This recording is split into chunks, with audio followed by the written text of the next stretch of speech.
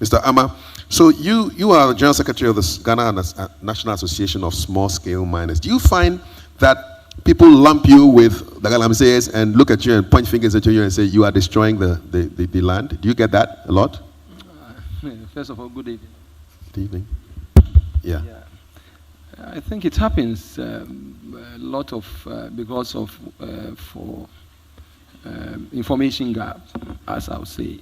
A lot of people, when you hear Galamsey, what comes to mind is small-scale mining. Small-scale mining is different from Galamsey. But what people see and the equipments that are being used, they think is the same, but it's not the same. Do the small-scale miners use the excavators as well? They use excavators. If you watch the Minerals and Mining Act, the definition of small-scale mining in Ghana is one. It should not be more than 25 acres. You should be a Ghanaian, and you should be above the age of 18 and of sane mind. Then you can apply for grounds to mine. And it also gives you the opportunity to use equipment to mine. Those days, we have what we call artisanal mining. If you watch the small-scale mining space, I define it into three. The artisanal mining operations, the semi-mechanized, and then the fully mechanized operation. Where the fully mechanized operation, you have entrepreneurs who are in there. Their investment is quite high.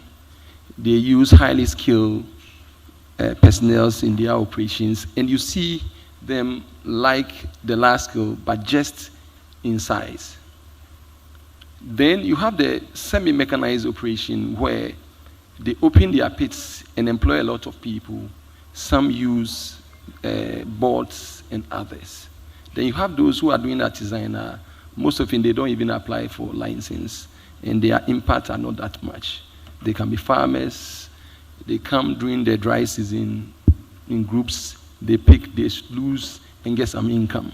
Are you saying that the only difference between the small-scale miners and the Galamseys is that the Galamseys don't have licenses, but the license is number one, because if you are going through the process of formalization, the legal regime is what gives you the right as a person to mine. But in theory, you can all have the same kind of equipment. You have the same kind of equipment. You use changfangs too? No. Let me explain. When we talk about changfang, we have what we call the dredgers on the rivers. And they use the engine that is called changfang. So changfang is a brand of an engine, which helps because one is cheaper, is accessible. The association, we did some work around the Western North areas. We have about 125 to 26 shops. These are Chinese shops.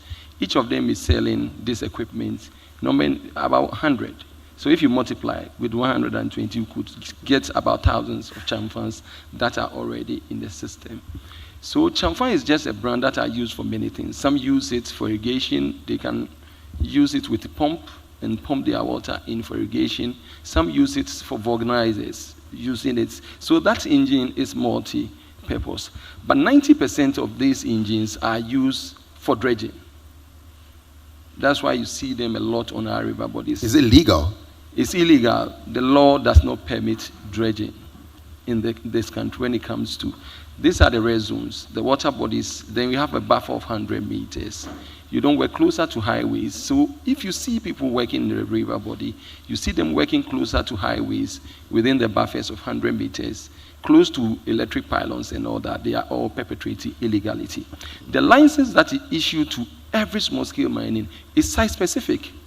You have your coordinates. If you are supposed to work in this room, when you move away from here and you mine elsewhere, you are perpetrating illegality. So anywhere you are working with your license and all that is site-specific. So if you see someone working the river body, it's not a small-scale mining, it's illegal mining. The Minerals and Mining Act, the amendments that were done in the 995 redefine what we call illegal mining. Those days, people look at it as illegal small-scale mining. But we realize that we have large-scale concessions, prospecting, recognizance, and mine leads who assign their licenses for people to mine, especially on prospecting, which they are supposed to prospect and find the gold. whether it makes commercial value for them to apply for the next permit and all that. So you realize that they purchase these lands and give it out. So the large scale guys are some of the large scale some of them guys are actually helping. So that's why the definition, forest reserves are not given to small scale miners, because the law says the small scale miners lacks capacity to mine in forest reserves. So all forest reserves are, the concessions are given to large scale operators. Before, those days, you have Cherano, Newmont, and all these companies working. Even their tailings, they are not supposed to store them in the what are tailings? The waste that you have to. So if you dig, there's a proper regime in place for them to work in those forest reserves. So if you see people working in the forest reserve now, passing the lands out, giving it to Chinese and all that, these are large scale, some of these large scale operators who are not working according to the schedules of the permits that have been given. But because we don't understand those operations, everyone says it's a small scale mining, small scale mining, small scale mining. So the redefinition in the amendments really says that illegal mining can be perpetrated whether on large or small scale. I'll bring in Dr. Achimota in a short while, but let me just come to our last one. Professor Gordon was right when he said that it's just a complex case. Is the law helping us to find who needs to belt the cat? Because you're listening to definitions, and is the law helping? Well, for me, what I would say is that you can have laws, but if you're not prepared to enforce the laws, then the laws are just decoration. Our problem is not the absence of laws. Our problem is the enforcement of laws. Let me give you a little story. In Atronsu, in the Western North region, they have a beautiful stream, which was pristine. You know, the color was just like this, the Atronsu stream. So they said categorically, we do not want community mining. We don't want any form of mining. We are cocoa farmers, we are farmers, and that's what we want to do. Community mining was being forced down their throats. We took the case to court. So the case is currently in court. Then in August, 2 excavators found their way to the landscape. We contacted the regional minister. He was of no help. Eventually, we contacted national security, and the excavators left, and I thought, thank God. Unfortunately, they came right back. They started the illegal mining, and the stream was turning brown. I went to the regional minister, no help. I contacted the police commander, who was finding it difficult to do anything. In the long run, the illegal miners were arrested for a day, released, and they went right back to polluting the stream. Then on Farmers' Day, 4 of the cocoa farmers, one of them is actually a teacher, another one is an assemblyman, were arrested. This year's Farmers' Day? Yes. This, what is 13th? What date was Farmers' Day? Yeah, for allegedly burning an excavator, which was being used to pollute the water body. The police were very quick to arrest them. I called the commander and asked for police bail. He told me that he was on his way to the Farmers' Day, and they were still investigating. By the afternoon, they had taken them to court and had them remanded in custody. So look at this scenario. The persons polluting the landscape are walking free, and those who were trying to do something about it were in police custody. Our lawyers were not able to get to the court in time. The lawyer, they tried to get a lawyer who happened to be there. He tried to get bail for them. They were still remanded in custody until today. We managed to get our lawyer to travel to Atronsu, and they were released today. But not 4 of them, 5 of them, because one community member went to visit them in prison, and he was promptly arrested by the police. For visiting? Yes, because the police said he might have been one of those who burnt the excavator. The visitor went inside? Yes. So he was also released on bail today. And our lawyer was telling me that he was furious when the prosecutor tried to have them remanded in custody for 2 more weeks, saying that he hadn't completed the investigations and that they were looking for advice from the Attorney General. You've already charged them. You've had them put in remand for 2 weeks, well, not 2 weeks, until today, and you wanted them to be kept in custody for 2 more weeks. All I'm trying to say is that the way we are operating the law is very bad. Now, the reason why people come down on small-scale miners is only because, in many cases, people see small-scale mining as another form of illegal mining.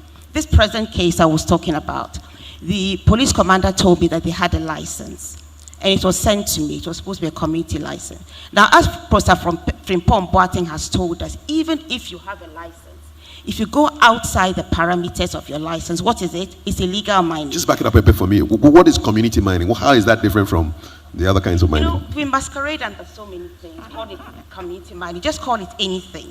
The important thing is that we have the large-scale mining. And that one, I think there are only about 10 or so of them. So it's easier to monitor. We don't have a culture of enforcement. So when you are monitoring a few, if you want to do it, you can do it. Now, the small-scale mining, there are thousands of them. There are thousands of them. So if we can't even monitor 10, I don't see how we're going to monitor thousands. Now, with this particular case, I contacted the EPA. Now, the EPA gentleman was telling me that even when you have a community mining license, you can't just go and mine. You're supposed to get something from the EPA. And he was asking me whether they had a document from the EPA. I don't happen to work in the EPA, and I don't issue license. I don't know. So I said, I don't think so. But being in the EPA might be a little easier for you to find out. Till this date, they haven't been able to do that. And this was on the 13th of September. We happen to be in November. Now, the point I'm trying to make is that we may have all the beautiful laws, but we're not able to enforce. So our problem is to do with enforcement. And it's because we are not able to do that or unwilling to do that, that people are asking for a pause in small-scale mining. Only because a lot of distraction is going on, and we are not monitoring. The other thing I'll say is Mr. Ama will not be happy with that pause. I'm sorry? Mr. Ama will not be happy with that pause. Well, you see, I'm not trying to make people happy. You said before we started that Ghana was what we're all interested in. We are Ghanaians, or even if we are not Ghanaians, we are living here. And I think all of us are interested in the welfare of Ghana. It doesn't matter which political party you belong to. Ghana is where you are. If the forest reserves are gone, the lungs of the country are gone, we are all going to suffer. If our water is poisoned, we are all suffering. And let me say this, when the water is like this, mercury is colorless. It doesn't mean it doesn't contain mercury. Ghana Water has told us that they don't remove mercury from the water. So the fact that the water looks clear doesn't mean it's free of mercury. Another point I'll make with respect to the chiefs, if you look at a place like Jema, the chief is against mining. And he has made sure that there's no mining. Which area is this? It's in the Western region. It's called Jema. So, yeah, Jema. Jema. J-E-M-A. Jema. And we have a very good man called Father. Today I'm so tired because of all these things going on. Father Blay, he's been on city and things like that. In fact, we've been trying to have chiefs against Galamsey. Is he a priest? Sorry? Father Blay? He's a priest. Okay, all right. But he's been very instrumental in getting together with a chief, who is a fantastic chief, and ensuring that there's no mining in the area. And in fact, I was told that if you look at an area where there's illegal mining, something has happened. If the chief, the political authority, and the police decide there will be no illegal mining, believe me, there will be no illegal mining. Those are the bellies of the cats, right? Thank you very much. Thank you very much. But what happens a lot of the time is that there's a break. Either you have the police who are complicit, or you have the chiefs who are complicit, or you have the political authority who are complicit, or all three. And I gave you the example we had, where in Jema there's no mining. In Atronsu, for instance, the chief is in favor of mining, because he's not thinking of tomorrow, he's thinking of today. And I would say that if our ancestors had been as greedy and wicked as this generation is, we wouldn't have come to meet anything. Prof. Gordon rightly said it's a mental illness, right?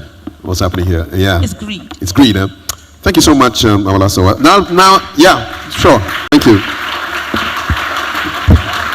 And for those of you who are watching on ChannelOne TV, thank you for your eyeballs. WhatsApp number is 055-339-8483. So let me now go to Dr. Kenneth Ashigbe, who has synthesized not only the keynotes, but contributions from Nana, Mr. Ama, and Awola Sewa. Dr. Ashigbe, so we have reports upon reports from the media, but very little action on the ground. What's your level of frustration in the attempts to bell this lion, not even a cat? Well, thank you very much. It's great that we're doing this at this time, because you know what has happened is that Prof mentioned when he got to a particular number, it would not go onto the slides, the number of petitions that we had, the uproar that had come based on the fact that we had got a BDT of water to get to 14,000 NTUs. And all of us appropriately should be angry. And then, you know, so with all that we did, with all the media did, and organized labor also got involved, and government stated that there were some enhanced measures. It is important to go back and look at what it is that has happened.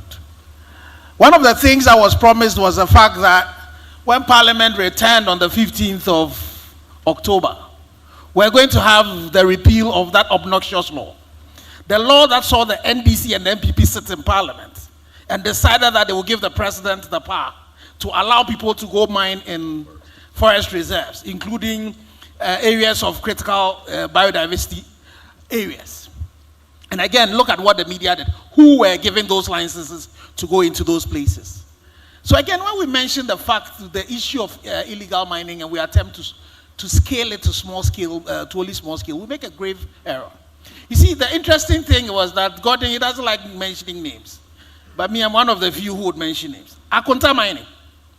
When they were found in the Tanonimre Forest Reserve, the Forestry Commission has done a report that indicates that they were engaged in an illegality. Achimota Mining is not a small-scale mining company. Heritage Imperial were giving a prospecting license. They were also in the Aprapama Forest Reserve with about 36 excavators. As any engineer, you know that nobody prospecting would need 36 excavators. I have mentioned that to the Deputy Minister for Lands and Natural. I've mentioned it to everybody. There's been no arrest done. Achimota Mining, nothing has happened. What can 36 excavators do? Oh, even one excavator, if you don't go to the farm on a Tuesday, and the excavator gets onto your land, it would eat all of it up. You know? Yeah. So, the interesting thing is that the illegality and the irresponsibility has nothing to do with scale. And that point has to be really made very clearly. So we said that we're going to, when they come back to Parliament, they were going to deal with it. You see what they've been doing? After the two of them put together, passed that obnoxious LI 2462, they came and they were not juggling on where they are going to sit. That's their interest. So, and I think I will have mentioned a particular point. The firefighters are the arsonists. The people we have put in charge to deal with the issue of Galamsey are themselves the people who are either involved in it, they are either complicit, or they are incompetent. So that's the point. And so it is important that all of you sitting here realize the fact that they don't care about us. They do not care about you. And it has nothing to do with poverty alleviation. It has all to do with greed. Are you going to tell me that somebody who's getting 700 million, it's poverty? One of the first communities we went to when we started this fight against Galamsey is a community in Manso Kwanta. Manso Kwanta, I think previously was the highest cocoa district with highest cocoa. When we went there in 2017, my driver had gone somewhere to go and buy fufu. Manso Kwanta, there was no fufu for 10 cedis. They will not cut 10 cedis for fufu. Because at that point, you know, so it's not about the fact that this is a community that was already engaged in cocoa farming. So it's an element of greed. And the greed, it comes all the way from the top. So when they see that the MPP Ashanti Regional Chairperson is involved in an illegality that the president mentions and nothing happens to him, how are you expecting those people in the communities to stop doing anything? So that's one. Look at the issues around the state of emergency. Gordon will tell you that when we, the Operation Halt, that additional 100-member facade that was sent into those communities, that stopped operation after barely 2 weeks. When they left the communities, the Chamfan operators went back there. He had to take their people to go and arrest them and ask him what happened. When they took the people to the police were quick. You see, I will ask people, they won't grant them bail. They want to quickly grant them bail. It had to take a lot of force for them to even take them to court to prosecute them. So the issues that they need to deal with, they are not dealing with them. Now you talk about the fact that they said there are 14 or so specialized courts. And then the AG will tell us that some 800 cases. Who are the 800 people who are being prosecuted? Have you seen Achimota mining in there? Have you seen Heritage Imperial's people there? No. Again, we're using the spider web principle. It catches the small flies, but the big flies break it and get away with it. Exactly. You see, so the challenge is the fact that you, the middle class, you are too quiet. You are either complicit or you are incompetent. You have surrendered the space and you will not fight. There's a picture of a child that was born with 4 legs, 2 hands. I didn't want to show it.